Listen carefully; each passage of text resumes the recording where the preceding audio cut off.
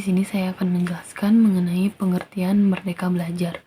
Merdeka Belajar adalah salah satu inovasi dari Menteri Pendidikan Indonesia yang memberikan kebebasan pada suatu lembaga pendidikan dan otonominya, di mana pengajar dapat kebebasan dari birokrasi yang rumit, serta peserta didik yang diberikan kebebasan untuk dapat memilih bidang yang mereka sukai. Selain itu, lahirnya program Merdeka Belajar ini karena adanya banyak keluhan di sistem pendidikan, yang dimana salah satu keluhannya adalah soal banyaknya peserta didik yang ditarget dengan nilai-nilai tertentu. Diharapkan dengan adanya program Merdeka Belajar ini, peserta didik dan guru dapat bebas dan berinovasi dalam belajar. Merdeka Belajar juga merupakan kemerdekaan dalam berpikir. Jadi, kemerdekaan berpikir ini wajib ada di guru terlebih dahulu. Karena peserta didik tidak akan merdeka kecuali gurunya sudah merdeka terlebih dahulu. Oleh karena itu, Merdeka Belajar dapat dimaknai pemberian ruang yang lebih terhadap siswa dengan adanya kesempatan belajar secara nyaman, tenang, dan bebas tanpa adanya tekanan dengan memperhitungkan bakat alamiah yang dimiliki setiap siswa. Dalam pidato pada Hari Guru Nasional, Menteri Pendidikan dan Kebudayaan Mendikbud Nadiem Makarim juga memaparkan suatu kebijakan mengenai Merdeka Belajar yang di dalamnya terdiri dari 4 poin yang digadang-gadang akan membawa perubahan dan dampak besar dalam dunia pendidikan. Adapun pemikiran Ki Hajar Dewantara mengenai Merdeka Belajar dapat dilihat dalam pemikirannya mengenai pendidikan yang mendorong terhadap perkembangan siswa, yaitu pendidikan mengajarkan untuk mencapai perubahan dan dapat bermanfaat bagi lingkungan masyarakat. Pendidikan juga merupakan sarana untuk meningkatkan rasa percaya diri, mengembangkan potensi yang ada dalam diri, karena selama ini pendidikan hanya mengembangkan aspek kecerdasan tanpa diimbangi dengan sikap perilaku yang berkarakter dan keterampilan yang dibutuhkan dalam kehidupan. Nah, anak didik memiliki dasar jiwa di mana keadaan yang asli menurut kodratnya sendiri dan belum dipengaruhi oleh keadaan dari lingkungan. Nah, dapat diilustrasikan anak yang baru lahir ke dunia ibarat seperti kertas putih yang belum dicoret oleh tinta. Nah, dari sini dapat dipahami kaum pendidik itu boleh mengisi kertas putih tersebut menurut kehendaknya. Mereka belajar juga yang menjadi gagasan Menteri Pendidikan dan Kebudayaan tersebut sejalan dengan pemikiran Ki Hajar Dewantara mengenai pendidikan yang seharusnya terselenggara di Indonesia. Nah, esensi dari Merdeka Belajar ini yaitu kebebasan berpikir yang ditunjukkan kepada siswa dan guru sehingga mendorong terbentuk karakter jiwa merdeka karena siswa dan guru dapat mengeksplorasi pengetahuan dari lingkungannya. Nah, yang selama ini siswa dan guru hanya belajar berdasarkan materi dari buku atau modul saja. Nah, dalam Merdeka Belajar ini, jika diaplikasikan dalam sistem pendidikan di Indonesia, maka dapat membentuk siswa yang berkarakter karena telah terbiasa dalam belajar dan mengembangkan pengetahuannya berdasarkan yang ada di lingkungannya. Nah, Merdeka Belajar ini akan mendorong terbentuknya sikap kepedulian terhadap lingkungannya. Karena contohnya siswa yang belajar langsung di lapangan, sehingga mendorong dirinya menjadi lebih percaya diri, terampil, dan mudah beradaptasi terhadap lingkungan masyarakat. Nah, sikap-sikap tersebut penting untuk dikembangkan karena menjadi orang yang bermanfaat bagi lingkungannya dibutuhkan sikap kepedulian, terampil, dan adaptif dimanapun berada. Selanjutnya di sini saya akan melanjutkan terkait konsep Merdeka Belajar, yang dimana konsep Merdeka Belajar ini itu dirumuskan oleh Menteri Pendidikan dan juga Kebudayaan pada tahun 2020, yaitu Nadiem Makarim, yang dimana konsep ini bertujuan untuk memberikan kebebasan dan juga kemandirian dalam proses belajar, baik bagi siswa, mahasiswa, maupun lembaga pendidikan. Nah, jadi pada intinya konsep Merdeka Belajar ini memberikan ruang bagi peserta didik untuk belajar sesuai dengan minat, bakat, dan juga kemampuannya masing-masing. Konsep Merdeka Belajar ini sangat penting. Kenapa? Karena zaman itu terus berubah dengan cepat. Nah, dunia kerja dan juga kondisi sosial masyarakat itu menekankan orang yang fleksibel, kreatif, dan juga memiliki banyak kemampuan. Konsep pendidikan yang terlalu kaku itu sudah tidak cocok lagi di zaman sekarang. Maka dari itu, konsep Merdeka Belajar ini menjadi solusi agar lulusan perguruan tinggi itu lebih siap untuk menghadapi tantangan dunia nyata. Nadiem Makarim dalam merumuskan konsep ini, beliau ini terinspirasi dari tokoh pendidikan Indonesia yaitu Kiai Hajar Dewantara, yang dimana beliau ini menekankan pentingnya merdeka dalam belajar, bahwa belajar itu harus merdeka, belajar itu bukan karena paksaan. Nah, gagasan ini juga sangat cocok dengan suasana demokrasi yang memberikan ruang kebebasan dan juga tanggung jawab. Nah, Merdeka Belajar dan Kampus Merdeka atau MBKM ini memiliki dua konsep penting. Yang pertama yaitu Merdeka Belajar, yang artinya ini memberikan kebebasan berpikir, terutama bagi pendidiknya terlebih dahulu. Guru dan juga dosen itu harus memiliki pola pikir yang terbuka dan merdeka agar bisa mengajarkan, membimbing siswa atau mahasiswanya sesuai dengan zaman. Yang kedua yaitu Kampus Merdeka. Nah, Kampus Merdeka ini merupakan lanjutan dari Merdeka Belajar, yang dimana mahasiswa ini bisa belajar di luar kampus, misalnya seperti di desa, di komunitas masyarakat, di tempat kerja, dan lain-lainnya. Nah, jadi dari program Kampus Merdeka ini, mahasiswa itu bisa mengikuti program seperti magang, penelitian, proyek sosial, wirausaha, ataupun bahkan sampai mengikuti pertukaran pelajar.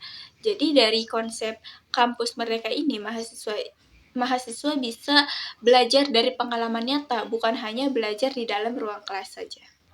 Nah, tujuan dari Merdeka Belajar dan Kampus Merdeka atau MBKM ini yang pertama yaitu agar mahasiswa itu lebih siap untuk terjun ke dunia kerja. Yang kedua yaitu meningkatkan pola pikir, komunikasi, kerja tim, dan juga pemecahan masalah atau meningkatkan soft skill mereka. Tujuannya yang ketiga yaitu untuk memberikan kesempatan kepada mereka untuk mengeksplorasi minat dan bakatnya secara lebih luas. Nah, yang terakhir, ini untuk mempersiapkan lulusan yang lebih unggul, mandiri, berkepribadian, serta siap menjadi pemimpin di masa depan. Mungkin cukup sekian yang dapat saya sampaikan. Kurang lebihnya mohon maaf, dilanjut ke pemateri selanjutnya. Baik, selanjutnya di sini saya akan menjelaskan mengenai Merdeka Belajar Kampus Merdeka atau yang disingkat dengan MBKM. Nah, kurikulum Merdeka juga diaplikasikan pada tingkat perguruan tinggi dengan istilah kurikulum MBKM. Nah, MBKM ini mempunyai tujuan yang mengutamakan mahasiswa untuk bisa menguasai berbagai keilmuan yang berguna untuk memasuki dunia kerja. Nah, jadi kurikulum Merdeka Belajar Kampus Merdeka atau yang disingkat dengan MBKM ini adalah program pendidikan tinggi yang dirancang untuk memberikan mahasiswa pengalaman nyata dan juga keterampilan yang relevan dengan dunia kerja. Nah, program ini juga bertujuan untuk meningkatkan kualitas lulusan dan membuatnya lebih siap menghadapi persaingan global yang semakin ketat.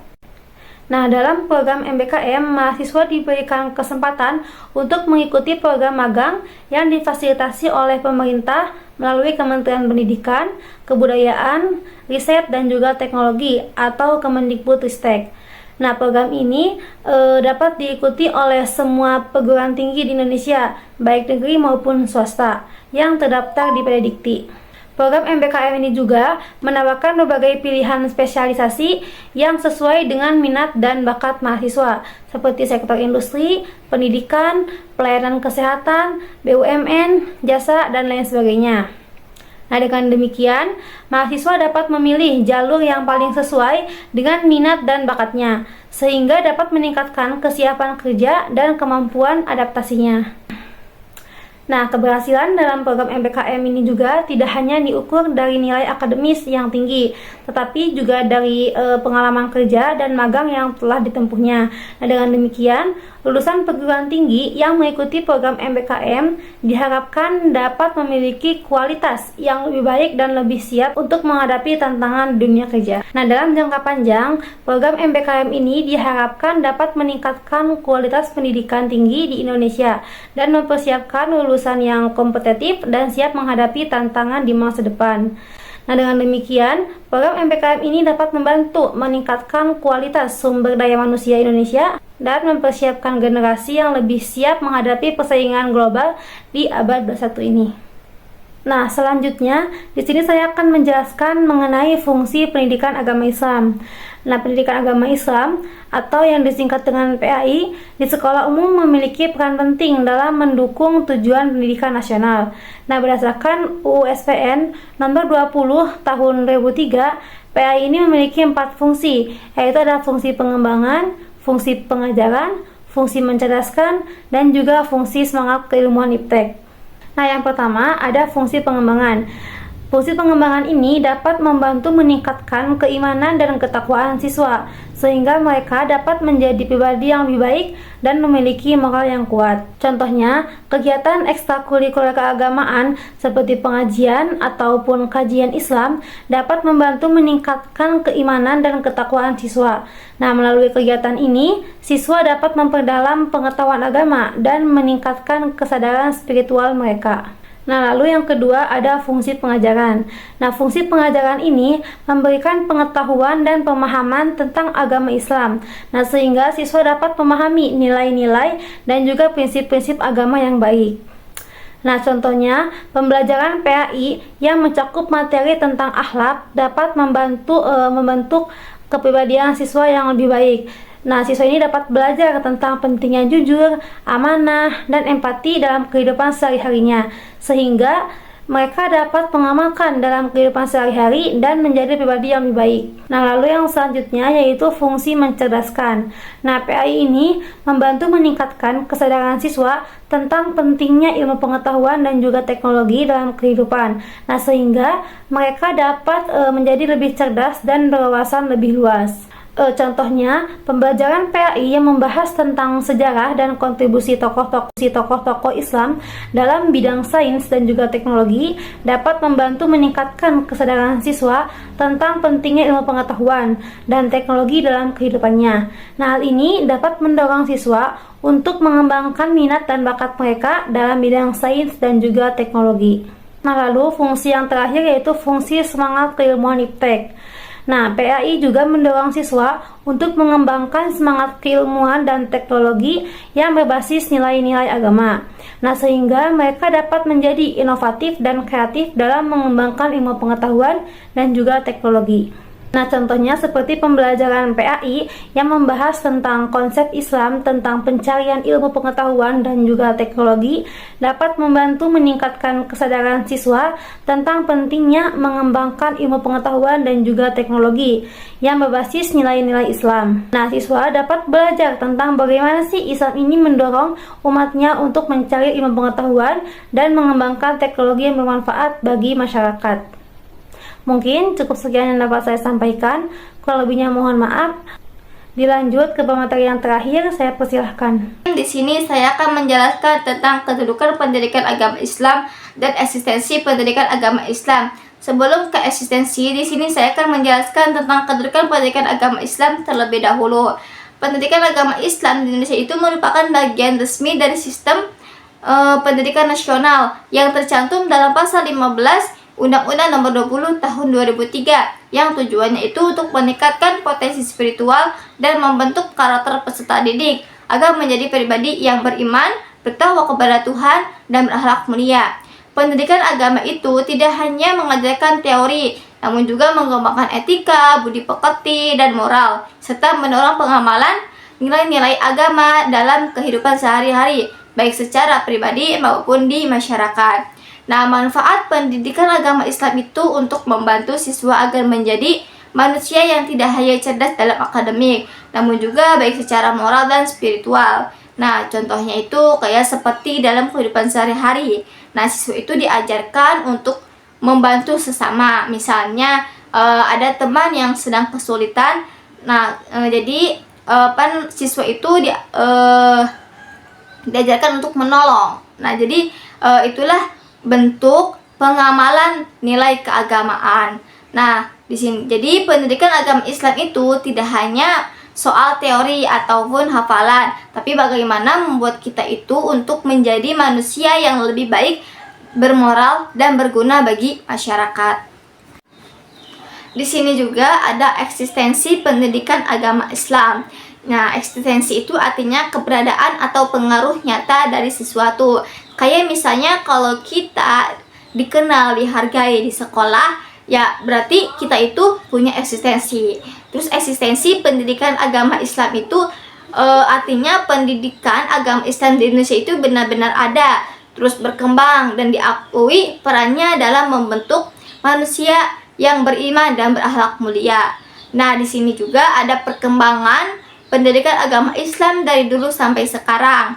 Nah, kalau dulu pendidikan agama Islam itu masih sederhana. Jadi kalau misalkan belajar itu kayak masih di masjid atau di rumah. Terus setelah berkembangnya zaman muncullah kayak lembaga pondok pesantren gitu. Terus ada madrasah, terus bahkan universitas Islam juga ada gitu.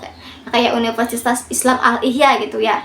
Nah, terus tumbuh lagi perkembangan zaman. Nah, terus ada kan bahkan sekarang mah teknologi pun ada, terus kurikulum modern, terus bahkan aplikasi belajar online pun ada ya sekarang mah gitu. Nah, jadi inilah bukti pendidikan agama Islam itu terus menerus mengikuti zamannya. Nah, jadi eksistensi pendidikan agama Islam di Indonesia itu sangat kuat dan terus berkembang. Nah, dari zaman dulu sampai sekarang. Nah, jadi pendidikan agama Islam itu selalu beradaptasi dengan perubahan zaman agar tetap relevan dan berguna bagi masyarakat.